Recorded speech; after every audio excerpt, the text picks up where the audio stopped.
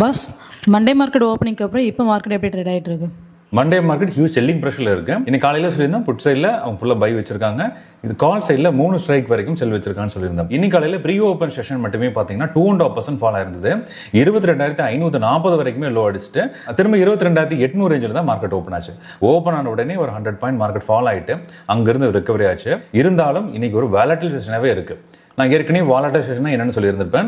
50 பாயிண்ட்டுக்கு மேலே நம்ம மூவ்மெண்ட் ஆகிட்டு இருந்தால் அது வாலடைல் செஷன். 50 பாயிண்ட்டுக்குள்ளே நம்ம மார்க்கெட் மூவ்மெண்ட் ஆயிருந்தால் சைட்வே செஷன். வாலடைல் செஷனில் ப்ரீமியம் ரெண்டுமே ஏறும், சைட்வே செஷனில் ப்ரீமியம் ரெண்டுமே கரையும். வாங்க நம்ம சார்ட் செக் பண்ணி பார்க்கலாம். இன்னைக்கு காலையில் 22,800 call and put option load பண்ணிடுவோம். இப்போ பார்த்தீங்கன்னா ஃபர்ஸ்ட் நம்ம கன்ஃபர்மேஷன் ஆனது நம்ம புட் சைடில் கன்ஃபர்மேஷன் ஆயிருக்கு. ஒரு லைன் 0க்கு மேலே, இன்னொரு லைன் 0 கீழே இருக்கு.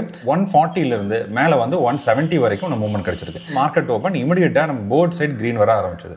போர்ட் சைட் கிரீன் வந்து ஹை வாலடைசேஷன் அர்த்தம். அதே மாதிரி நீங்கள் எஸ்டிஆர் செக் பண்ணீங்கன்னா 2 லைனுமே 0க்கு மேலே தான் ட்ராவல் ஆகிட்டு இருக்கு.